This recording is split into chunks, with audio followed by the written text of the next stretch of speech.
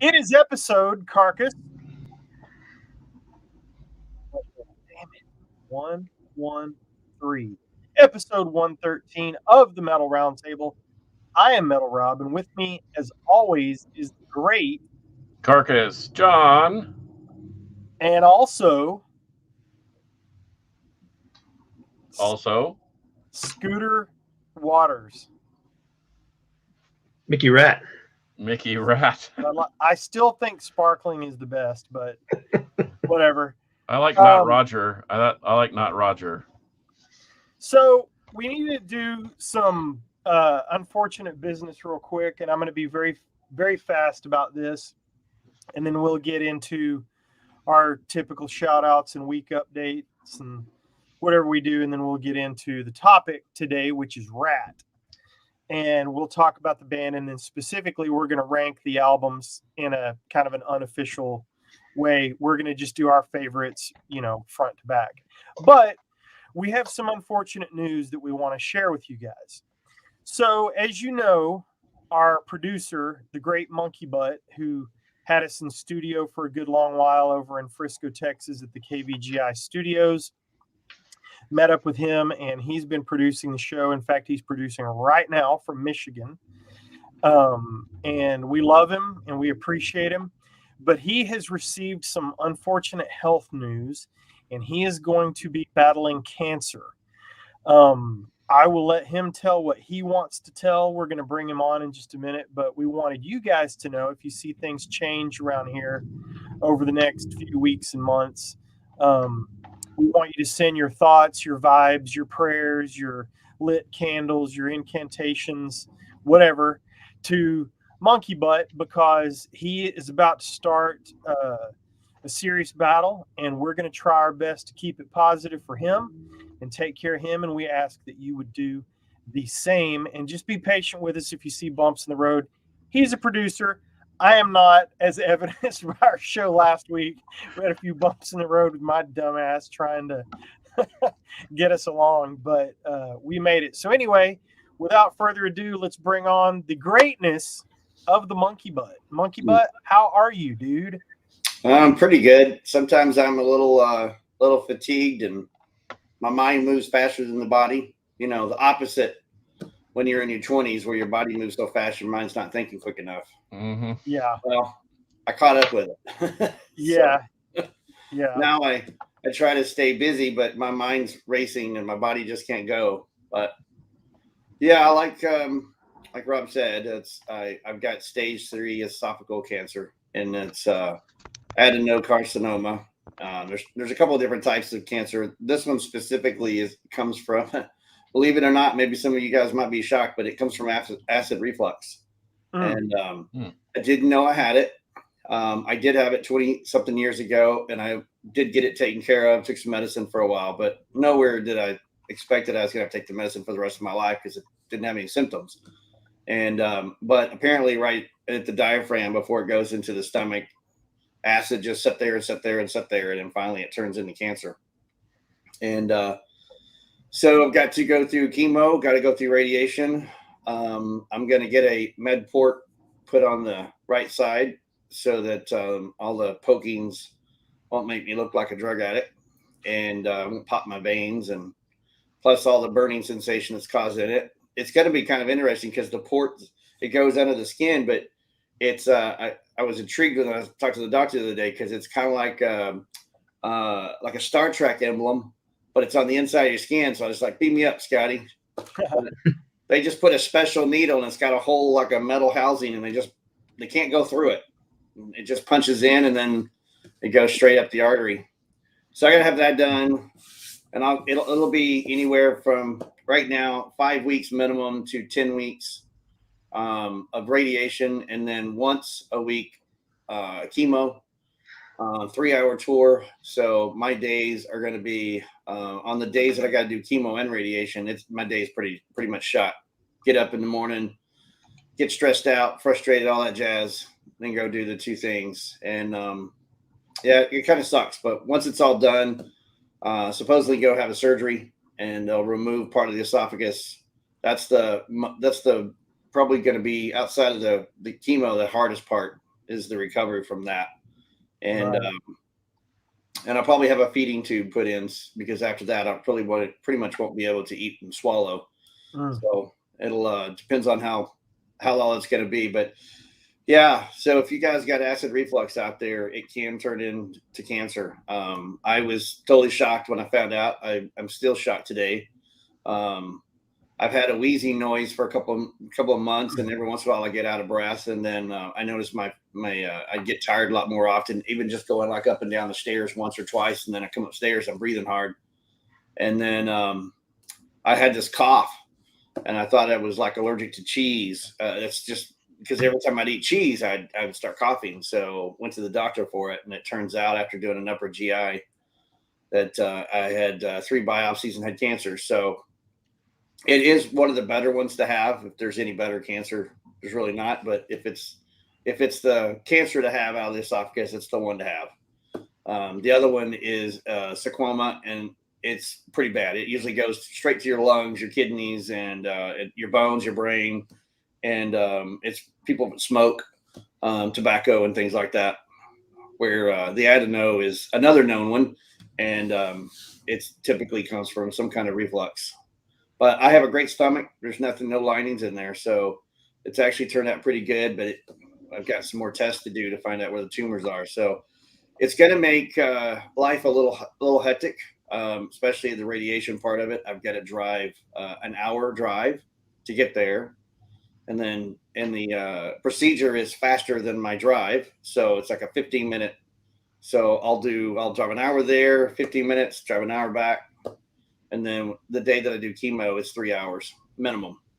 And then a lot of testing in between. So depending on how you think about it, they say that esophageal cancer is a death sentence, but it depends on if you're looking at the generic version of it or if you're trying to figure out what the cancer is. There's 8 or 9 different versions of it. And this, like I said, this is one of the lighter versions. But they put me to 60-40 just for the fact that they don't know what they don't know until we really get in there and start doing the chemo and all. I do have some tumors on the outside of it, so that's what put me at stage 3. Fortunately, it has that we know of until next week when I do a big test. It's not in my lungs, or it's not in my kidneys or bladder or anything like that. So, but we don't know if it's gotten how far outside the esophagus, and that's where it gets worse. Yeah. So, I appreciate you guys letting me come on. I really haven't told a whole lot of people. I haven't made this public, so this is actually the first public that I've made.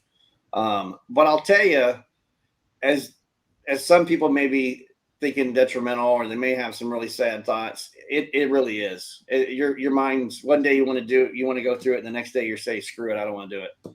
And so you're wishy-washy. But I'm using this as a positive. I'm not taking the 60-40 that they're telling me I'm going to as a survival rate in this. I'm going for 150%. I'm 55 years old. The average is 67 when they find out that they have this. So not that I caught it early. It just started in my body a lot earlier. And some people can go almost all their lives and the acid reflux never turns into cancer. So with that being said, the life moving forward, I might not be able to do the metal round table on Tuesdays, depending on what my schedule is. And I won't know for a few more weeks. So Rob's got it set up to do the show and the production on this. And I understand that he might not have been as good, but he will learn. It's like what I told him when they first did their shows. It takes 5 shows to get acclimated. Well, sorry, Rob, it takes 10 this time. Yeah. So you got 9 more to go before you'll finally get the rhythm. So yeah, I think it was probably a little spastic last week with stuff moving around and all of that. But hey, man, we love you. We thank you so much for your support of the show over, gosh, what's it been? 3 years now? I mean, it's been a while. 3 years and getting with me we got probably, I don't know, 12 to 15 more shows to make it 100 shows with me. Because I think we started at 36 or 33. Something like that. Yeah. Yeah, it was in the 30s. So yeah. But I appreciate you guys coming on and letting me talk and everything. I really do. And I will be around as much as I can be around, and I'll obviously be around to support, but I may not have a voice. So Right. Well, it's not just us, Mark. It's some of our listeners are chiming in and wishing you well, and we second that and multiply it by a million, sending positive thoughts your way. Because believe me, I think we all know somebody that has been affected by cancer, and sometimes it turns out right, and sometimes it doesn't. But we're gonna just play like it's turning out right, just like you suggested, and we'll stay positive about it with you, and we're there every step of the way. I appreciate that. I do. Everything I've heard about cancer is if you have a positive attitude, it ups your chances quite a bit. Yep. It's the two things that I've been told. It's determination, which is the attitude, and eating. And so therefore I'm maybe putting a feeding tube in just in case I can't swallow food or I need to have food forced in there. Because they said a lot of people in their 60s and 70s, when they have this, they die because they're dehydrated and don't eat and don't have enough nutrients, and then their kidneys and everything starts shutting down. Mm-hmm. But if I could end this on a positive note, I will say that when you get something like this diagnosed, you have no clue where you're going. And some people can break down right then and there. And some people like me, the first day at the doctor, when she told me, I just rolled down my sleeve, gave her my arm. She's like, "What's that?" And I go, "Start poking me. Let's go." I was ready to get going. Don't need to talk about it anymore. You said I have it. Give me the regimen and let's get going. I understand it's mostly chemo and radiation. So let's go. Okay. I'm ready to take the medicine and get going. But I've teared up a few times, but I'll give the last appreciation to a very good military friend of mine. And he works for the federal government right now for Homeland Security or ICE, more or less. He sent me a gift from and I haven't even looked up the company. In fact, I'm going to do that this evening sometime. But it's #RockTheTreatment, and it's a gift box that's 6 to 8 inches tall and about 15 by 15, and there's like 70, 80 items in there, from coloring books to a hat that says "Rock the Treatment" to gloves to everything a cancer patient would need. And you can get different versions for different people. He got one that's kind of for guys and not kids, and the non-military version of it. But I would say that broke me down. Really good friend of mine, and very appreciative that even something like that's out there. So there's a good note for that. There are good things to happen. Oh yeah. Right on. Well, we're gonna be here, man, and I don't think we'll be beaming you up anytime soon, brother. Well, I might come on one day and I might go, damn. Yeah, I was gonna say you might beam yourself up. Huh? It's not working. Yeah. Well, enjoy the rest of your show, and I'll be producing it back behind you. Awesome. Thank you, brother, for coming on. Metal rules. Yep. Yeah, it does. All right. Well, sorry to start the show heavy, but we thought it was important to get Monkey Butt on and talk about that for a minute. We've known for a little while, and we wanted to be sure that Mark was comfortable, sharing what news that he wanted, and we didn't want to betray his privacy in any way. And so going forward, we will update you, with what he wants people to know. So anyway, much love to the Monkey Butt. So let's put a tiny little pin in that, and let's get the show rolling. You boys got shout outs?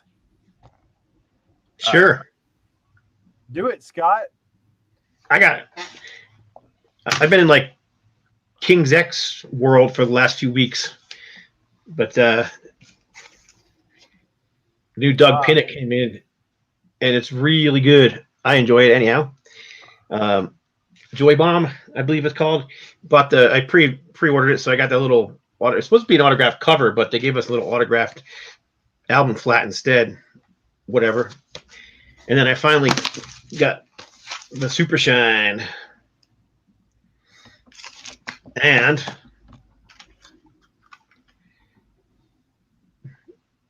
this is coming out as remastered by our very own Rob Caldwell, and it sounds great. I don't know. There's at least 5 huge King's X boards on Facebook, and I've heard nothing but praise so far. I've not seen anybody yet complain. I'm sure somebody will, because somebody always has to, but so far I've seen nothing but nothing but compliments on that one, on all of them. So, and then the Tight Tabor, Moonflower Lane. Both of those are coming out on vinyl, which I'm super excited about as well. And the Tapehead, the Gold Disc Edition, Mr. Bulbous Gold Edition, and Manic Moonlight. Yep. All of which were remastered by Rob. Those were fun to work on. Man, they're on those. I still can't believe I got to do them. That's awesome that Matt got that squared away on the licensing end, and you did a kick-ass job as always on the artwork. But I do notice that I don't have my copies yet. I'm just saying. So somebody is getting preferential treatment, and it's not me. Yeah, it's only because I'm always constantly on his case about it. Oh, I'm sure it'll show up soon. They always do. But yeah, those are awesome. What about you, Carcass? I really don't have a shout out per se. It'd been a while since I'd seen our friend Alberto Rodriguez, who is probably the greatest vintage stereo restoration person I've ever known. And I did see him this week, and we bandied about a few fun facts about Pioneer Power and some other stuff. Marantz, my dream is to have that. There's a certain series of Marantz amplifier that I've always wanted, and so maybe one day. But man, they're hard to come by. But shout out to him. He had a little bump in the road health wise too, and was in the hospital for a long time and recovered, and is grateful to still be here. So all those things, that thing with health, when it kicks you in the teeth and you have some time to reflect, it makes you glad to be still around. So we had a fun time listening to records for a long lunch break one day. So a shout out to him, and for all of those who don't go completely digital, because analog still rules in my opinion. But I don't know. It like I said, it's cool that we are able to do this. It's cool that people listen to us, and this is kind of what makes it worth it to keep on fighting the good fight, I guess. Not to be waxing too philosophic, but I don't know. That's it. So shout out to Alberto. Yeah. And hey, if anybody out there needs quality vintage sound equipment, please hit me up, and I will see what I can do to take care of you. I've got some stuff for sale, and he's got tons of stuff for sale. And it's like a museum in that place. Yeah. So anyway, that's Awesome. all I have. Well, I'll be very quick. I'll do a shout out to somebody that there's no way that we're on their radar or they are watching. That's REO Speedwagon. I went and saw them last night at the Texas Trust Credit Union Theater in Grand Prairie, and they were awesome. And I got a little bit of swag. My sweetie got a t-shirt. I got shelf sitters for my little display cases that Scott has seen. They're doing the 40th anniversary of High Infidelity, and I always like little stuff. What? That's been 40 years ago? Yes, sir. 40? 40. Jiminy Christmas. And then I got a nice, the wife got the best thing. She got a cool, one of the baseball jerseys, and I've got a nice, oh, wow, the show suddenly got better. Yeah, it surely did. Holy cow. So I've got the bandana, and it'll probably go on the ceiling with some of the Maiden and Priest and whatever other crap I've got hung up there. Def Leppard and Poison, and I don't know. Anyway, they were great. They sounded great. They did a ton of songs. They played for 2 hours and focused a lot of that on, well, they played most all of the High Infidelity albums. So anyway, that was great, and it was a lot of fun, and I'm glad that I went, but it was on a Monday night, and I'm an old man, so I'm dragging ass today. So let me ask you, how was the attendance just for... Oh, man, it was great. Yeah? Oh, yeah, I think the place was probably, I don't know, 85, 90% packed. Now, they did not have the upper balcony open, but I don't think I've ever seen that open. There were several thousand. It was great. Yeah, I've seen that open for, I think I saw Dream Theater there about 8 or 9 years ago, and that was open. Yeah, Alice in Chains there, and it was open. The 100, 200, and 300 sections were Yeah. all packed, except for the extreme corners. Yeah, that's a great venue. There's really not a bad seat as far as sound goes. I mean, you're viewing, Yeah. obviously your angle changes, but sometimes they just get it right in a venue, and that's one of them. Yeah. And we sat right next to the soundboard, literally leaned up against the wall where the light guy and the sound guy were. And man, it was great. I Yeah. put a video of Don't Let Him Go up on my personal YouTube page. But Right on. anyway, well, let's get into it, boys. We are talking about all things RATT today. This will probably be a fairly short topic, but we'll probably still go our normal hour because of how we started. But I want to just talk about the fact that we're going to kind of go through the orders and we're going to rank them. And we're not trying to say this is necessarily better than that. And we're not going to get into a big debate about it, but we're just going to talk about, least favorite to most favorite. At least that's how I looked at it. But RATT was my first concert. I saw RATT with Poison opening in late 86 on the Dancing Undercover tour when I was 16. So that was my very first show. I was a bit of a late bloomer on concerts, didn't see anything to speak of before the age of 16. So, yeah, that was it at the Tarrant County Convention Center over in Fort Worth. And so what are your RATT experiences, boys? I discovered them on this. I didn't pull that. Dang it. Yeah, I mean, it was my first. I bought this thing when it was new. It was what, 1982, 83, somewhere in that area. Something like that, yeah. Yeah, I mean, and it was. I mean, this has got some great stuff on it. A lot of these bands really took off. Mine's right up there somewhere. Yeah, Steeler with Cold Day in Hell on this thing. Of course, Steeler was Yngwie Malmsteen and Ron Keel, both of whom saw some success. Bitch, Malice, RATT, Tell the World, which is a different version of the one that ended up on the album. Actually has a different drummer on it as well, Kurt Meyer, who I didn't even snap to that until I was looking at this thing today, and I realized, oh look, a different drummer. But yeah, I mean, this also has Metallica on it, Mettallicica, Metallica with the big old typo on it, with Hit the Lights, Malice, Human Flight, and of course the mighty Cirith Ungol. So I mean, back in the day, these Metal Massacre records, I was discovering tons of music because of this stuff. Mm-hmm. And that's how I discovered RATT. To me, it was RATT I mean, these days people call them glam metal, hair metal, and everything else, but to me, they were just metal.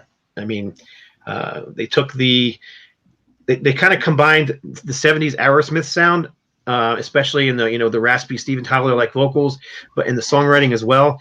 But they combined it with that 80s, late 70s and 80s Van Halen vibe with the guitars and a whole helping of Judas Priest style guitar riffs. And combine it to make their own sound. That's why I've always seen RATT. I like it. I'm just going to jump in with what's on the bottom of my stack. And I've got these in the order of how I like them. And the thing for me is I'm a pretty big RATT fan. The only one I don't have is Collage. And I've got a stack of a couple hundred that I need to file. And I know Collage is up there, but I revisited that today. And so for me, I keep looking to see if I can. Anyway, doesn't matter. Yes. There it is. So Collage would be on the bottom of my stack, but it's by no means bad. It's different. It was in 97. Grunge was king, and you can really tell that in the guitars. But yeah, exactly. And then we recorded some songs from the early days, like Dr. Rock and something. What is it called? Rat Action or something? I can't. RATT Madness. RATT Madness. Yep. Some early stuff, and it's good. It's just, to me, it would be on the bottom of my list as far as RATT that I'm spinning. Again, not to slam on it, but what do you think about that one, Scott? I agree. It's actually got stuff in there that they recorded or that they wrote back in the 70s and the early 80s. I think it's held back by the production, which obviously has I don't know, it just doesn't have that overdriven guitar sound like Invasion of Your Privacy and that kind of thing.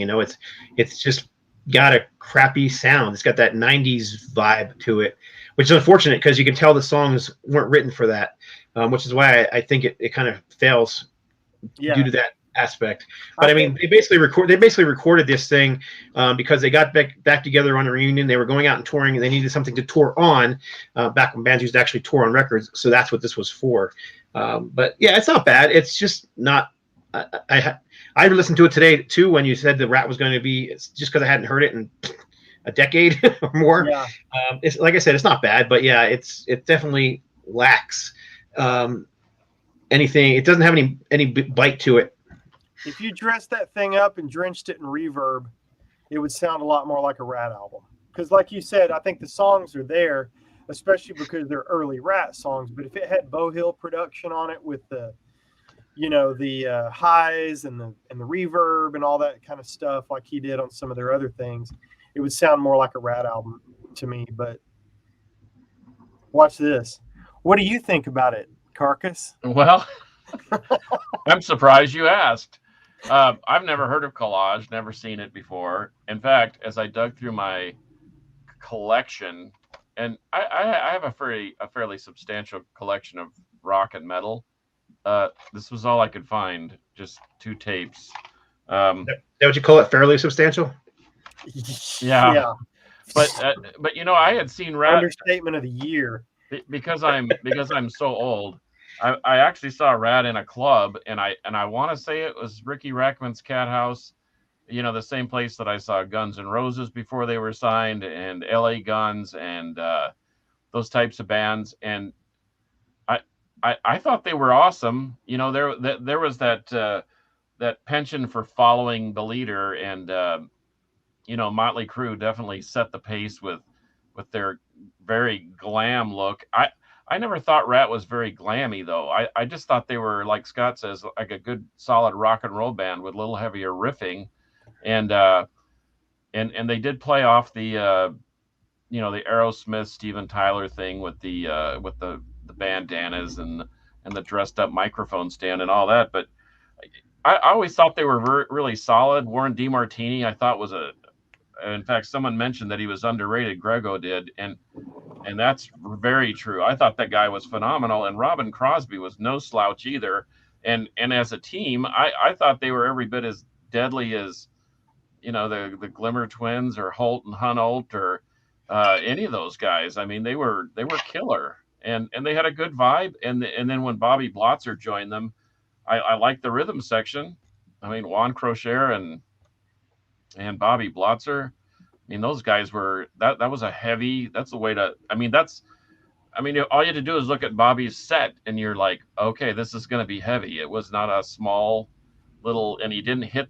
He hit hard, and so I don't know. I can't speak to some of the. I listened to and had some of the other albums after the first, the EP and the Invasion and Out of the Cellar, but to me, those. I kind of stopped right there as far as what I had. I mean, obviously, it's the only 2 I have, and it's on cassette.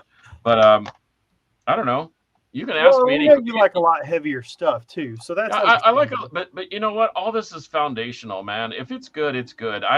I'm really not stuck in one genre as much as I'd love to, blather on about Nasm or Cryptic Void or War Master or Immortal or Tomb Mold or whatever. Man, if it's good, man, I'm all over it. And the one thing about RATT is they were actually a little more unique than, there were just so many bands churning out the whole bandana and eyeliner thing. But these guys had something different. It just, I don't even know how to explain it. Maybe you guys can explain it to me, but I just liked them. They just had a different. It was a musical vibe. It was they were more of a technical band. They could actually play. It wasn't about, well, hey, let's put some eyeliner on and a bandana, and maybe we can pull some chicks, at our next show. It wasn't necessarily about pulling chicks. It was about playing good music. So I don't know. It was about pulling chicks too. Yeah, I don't think we can say that word anymore either. No, by the way. Oh, sorry. I'd like to retract that. I can't say. Please. I don't want to offend anybody at all. I think they were harvesting chickens. Yes. Well, Donnell they were harvesting chickens, all right.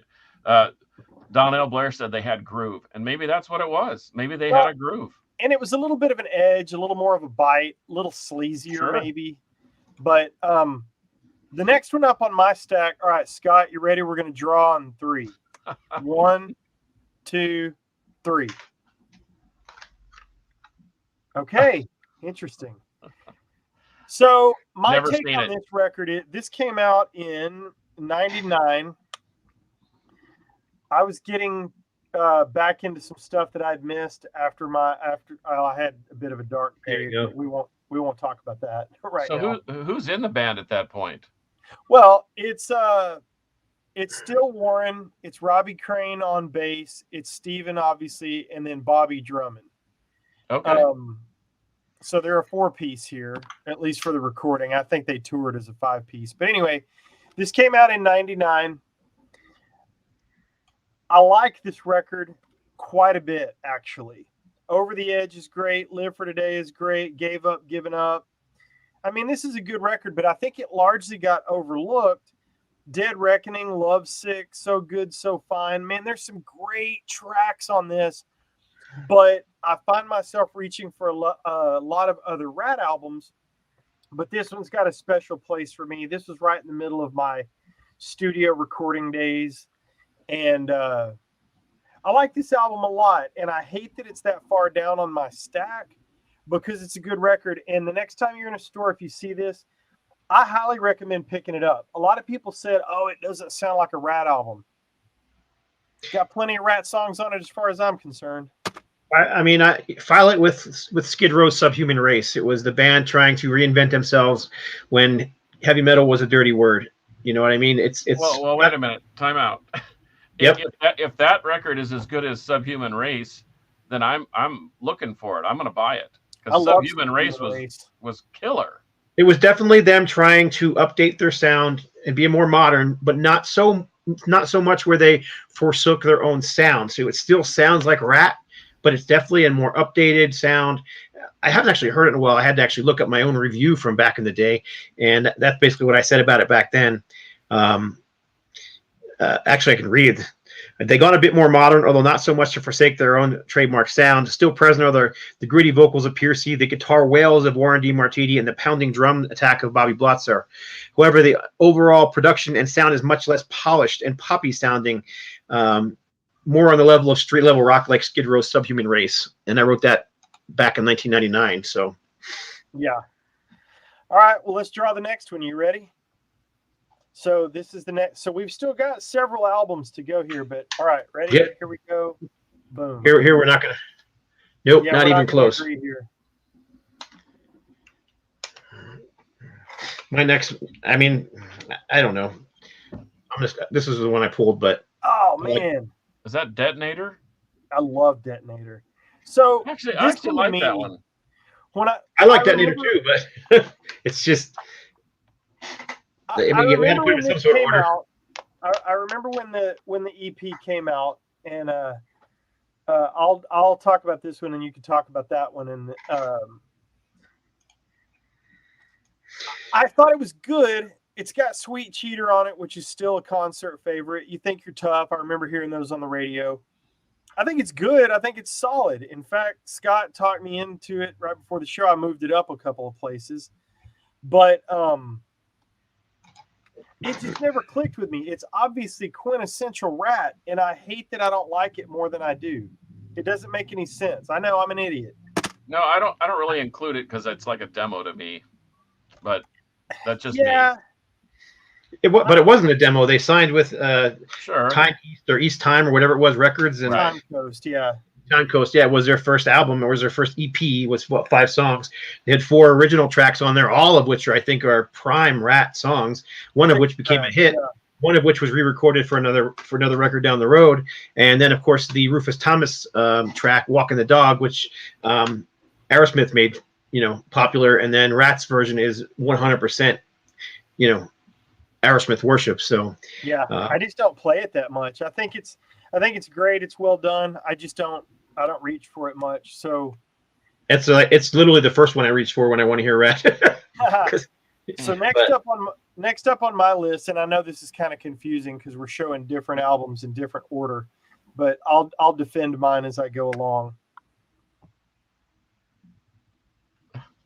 Yeah, I thought that was an okay record. Well, and sorry to be so rat foolish here, but how many albums have they actually put out? Like 7 or 8. Yeah. Okay. So I didn't miss the boat by that many. Yeah, 8 or 9, something like that. So yeah, it's there's nothing wrong with that album at all. There's a lot of there's a couple hits on that album. I think Bew Hill was just, and a lot of bands at the time were trying to get that Def Leppard Pyromania / Hysteria sound. So it's way overproduced, very glossy plastic. It just doesn't have the grit of the first few and the first 2 in the EP. That's all there is to it. The songs are still there. It's just really glossy. Yeah, because I think Michael Wagner produced the first ones, but I'll tell you the truth, I liked Bo's production on this. I really did. I like all that slick, glossy stuff that they did. So to me, City to City was a minor hit. I Want a Woman was a big hit. Way Cool Jr. was a big hit. And then there's a bunch of other songs on here that are all good. But this one may be the one I reach for absolutely the least, but I like it better than the other 2 that I've shown so far. And then moving up to number 5 on my list. Go for it. Man, I've never seen that before in my life. So this is a good album, and what's it called? Infestation. Came out Infestation. Came out in 2010. Infestation. Yep. On Roadrunner. This was a return to their sound of the EP and the first 2 albums. They a little beefier, just production wise, only because it was 20 years later, right? Right. Yeah. So who's on that record? Same. Yeah, it's pretty much the same guys. Yeah, there might be. I can't remember now. There might have been one different person. Now I can't remember who it was though. Because didn't Stephen Pearcy leave at one point in time and do his own thing? It was Stephen Pearcy's. He did Arcade.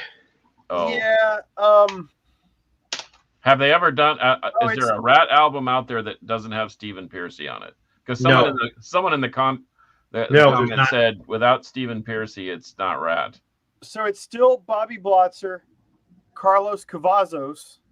Oh, well, that's an able-body replacement. Yeah, Stephen Pearcy, Robbie Crane on bass, and Warren DeMartini on guitar. I saw them on this tour. They did a great job. Eat Me Up Alive might be the heaviest RATT song there is. That's a heavy lineup, though. Yeah, Best of Me is good. This has got a lot of great stuff on it. And the last song, to me, Don't Let Go, is... man, I don't know if it's a top 10 RATT song because I think they've got so many great songs, but I wouldn't fight somebody that put that song in the top 10. I absolutely love that song. Do not sleep on Infestation. This is a fantastic record. But whoever the graphic designer was needs to have his ass kicked, though. Look at this. Go ahead. Yeah. Read the song titles. I know. Where is he? I'll help you. I'll hold him and you hit him.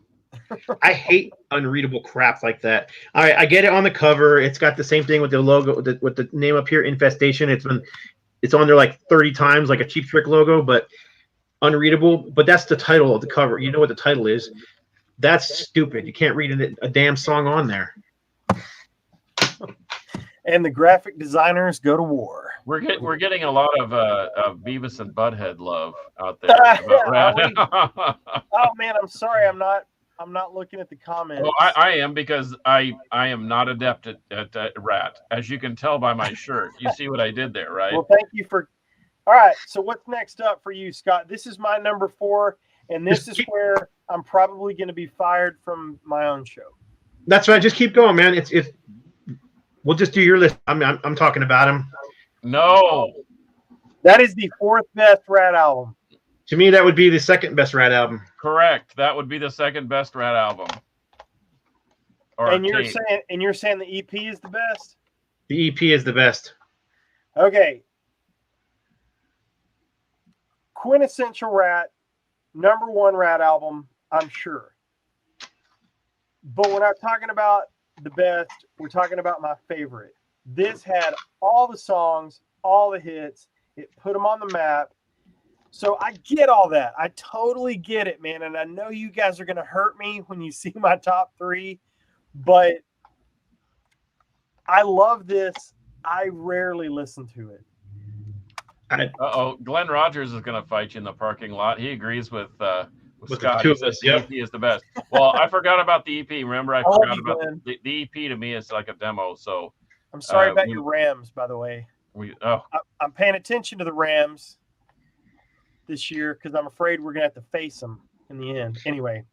But yeah, I mean, this has got some vicious metal stuff on there, some great guitar playing, and then of course you've got the huge hit "Round and Round," which was given a big boost from MTV at the time, and that I still think that video was fun.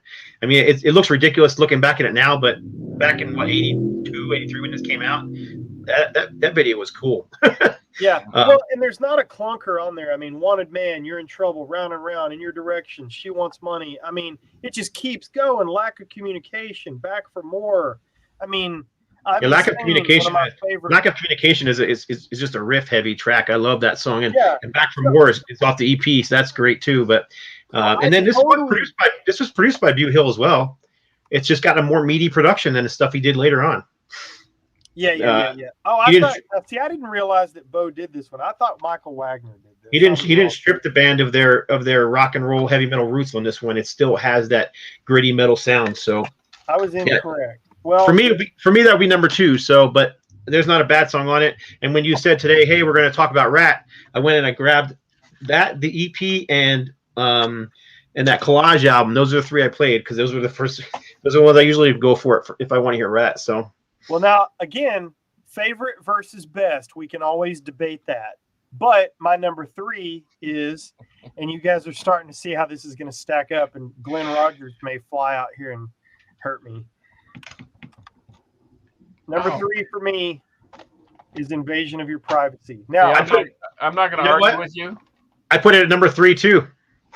So I think You're in Love is one of the best songs that they ever did. Lay It Down. There's so many great songs on here, but the reason that this is so high on my list is because when I saw them, Tawny Katane. No, that's not who's on there. Oh, that's who is on here. Yes, it is, and that's also it was one of the guy's girlfriends at the time. Yep, it's on that. She's on that one too. So hey, Rob, I got a question for you. A little bit of RATT trivia. What year was RATT actually formed? I think 77.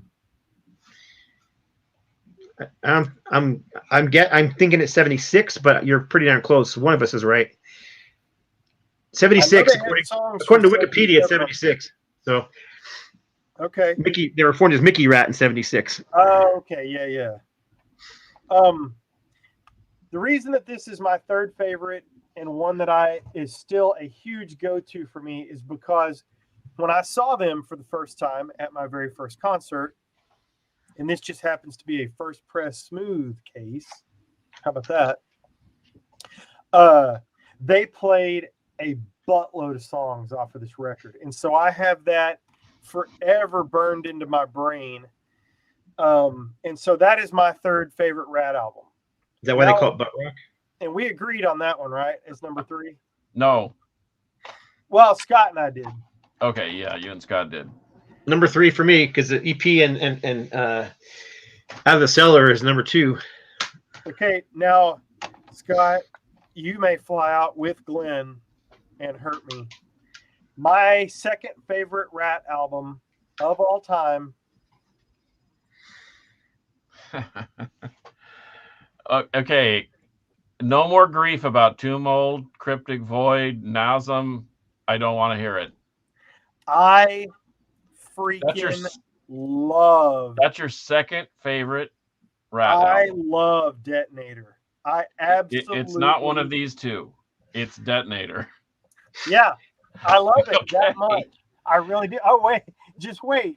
if you guys haven't figured out which one is number one, you're really gonna hurt me. I'm So I know almost that I'm upsetting the RATT purists. I I, get it. I am almost afraid to even listen. It's not that it's not bad. It's just not exactly a RATT to me because it was all the other albums. The band wrote their own songs. On that album, it was Bon Jovi and Desmond Child and some of the writers that were working with. I don't even know that. So some of the writers that were working with, Aerosmith and Kiss at the time, and Sony was pushing them, wanting hits. So Sony wasn't thinking that they could still produce the hits, so they were bringing in outside songwriters. Doesn't make it a bad album. I mean, I love Aerosmith and Kiss and stuff, so it's not like I never knew any of that. So see, I'm learning right now, which is great. Obviously, you're the the RATT badass here, and I'm the one that chose the subject, which is okay. And so speaking of learning, some Grego said weren't the Mickey RATT guys? Wasn't who was the guitarist? He's saying it's Jakey Lee. Jakey Lee wasn't in the band early on.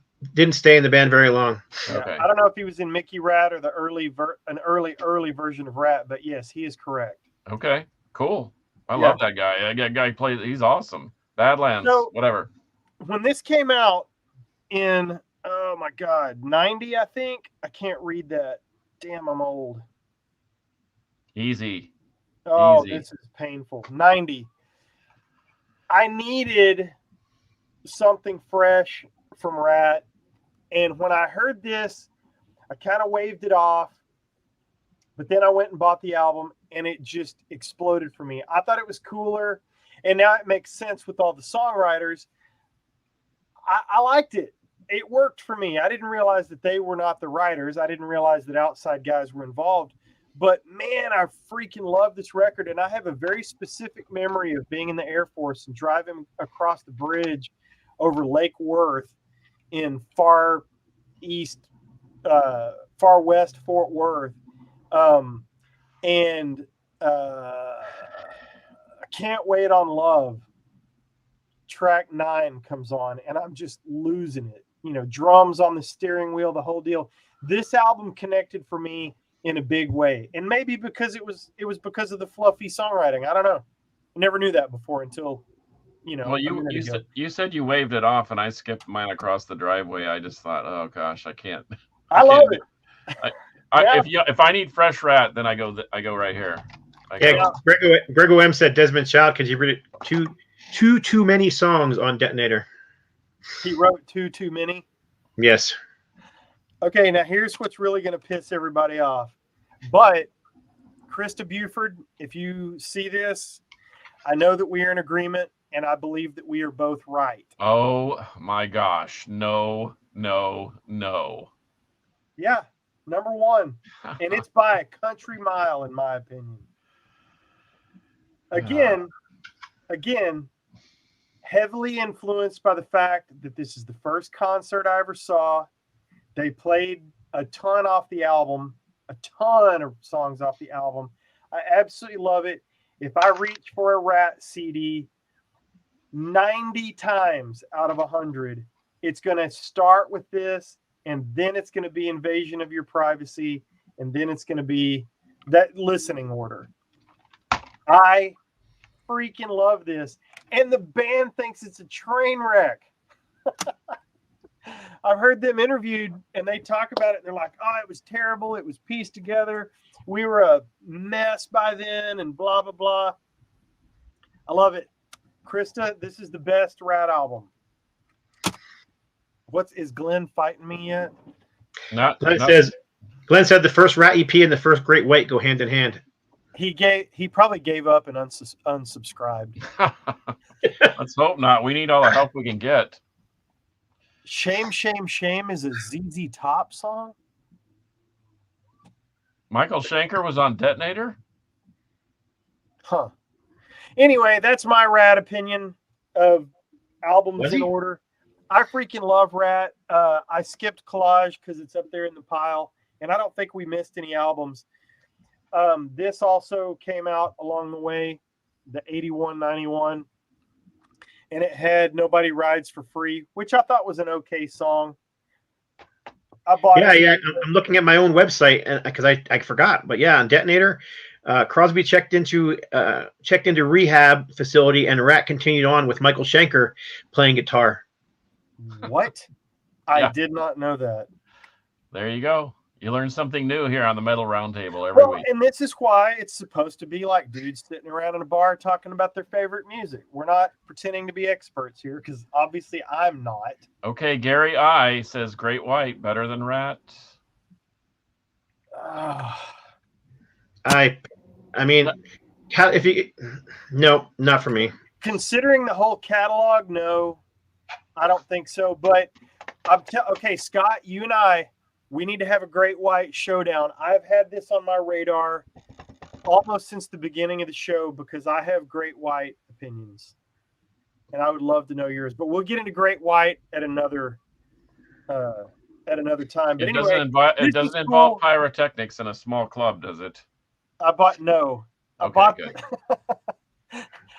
this because I'm a completist. It had one new song on it. But if you need to introduce yourself to RATT, this is a beautiful way to do it. I went to pull out all my CDs and I didn't have that. And I was like, damn, I thought I had it, but I guess I didn't. I probably have it in my inventory somewhere. If I do, I think I might even have it on tape, Scott. If you want a tape? I've got tapes. I like tapes. Okay. I also like tapes, but anyway, that's another thing we'll get into later. But all right, well, that wraps it up for me, boys. Sorry, I wasn't much help. Sure you were. Yeah, you did great. You did great. I'll be about the same when we start talking about Great number White. One. Okay, yeah. I have that as number 3, but I agree that I mean, these are the top 3. Scott, yours, and these two right here. Out of the Cellar, Invasion of Your Privacy. Total look almost like Aerosmith at the time. Yep. They look like Aerosmith and Motley Crue had a baby. So Scott, run yours down real quick. Just boom, boom, boom. One to the bottom of the list. Oh, they're all out of order now. Oh, sorry. Yeah, I don't know. I had them all in order, but now I got them all tore apart. So, but yeah, the first one is definitely the EP. Out of the first 3 albums they put out are my top 3. Okay, there you go. Bingo. I agree.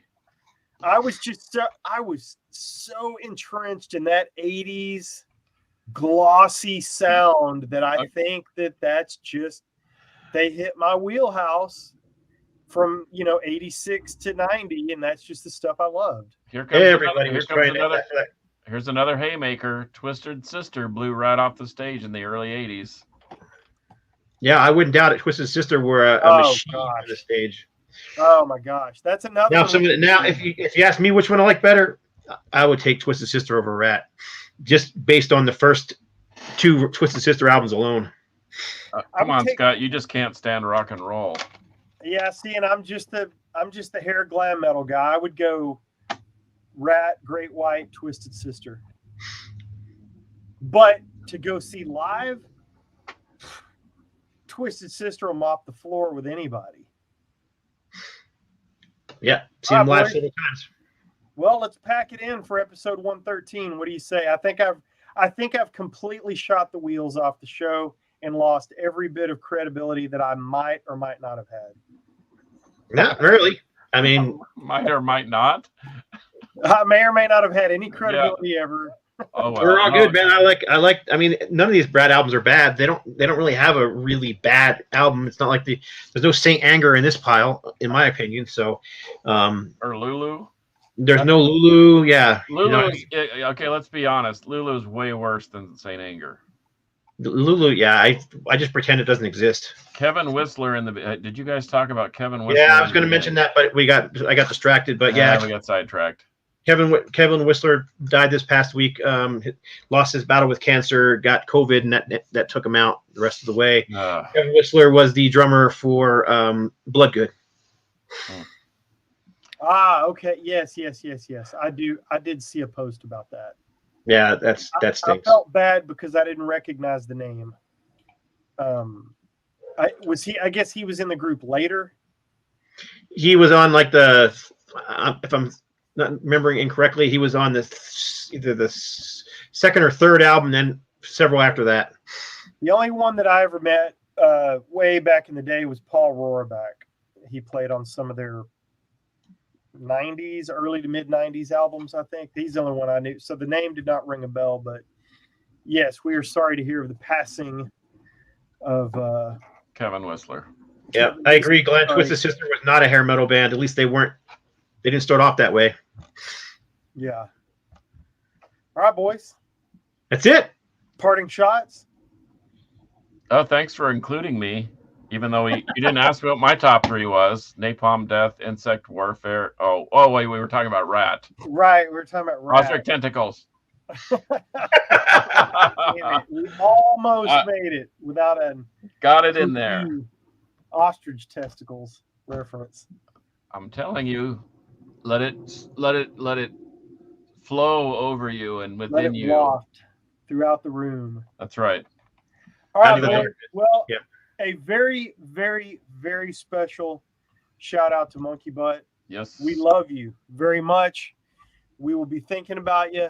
If there's anything that you need from the 3 of us, I know you're sitting there in the studio, but you know that we would do our best to help you as much as we could from Texas and New Mexico. So we will keep you guys posted.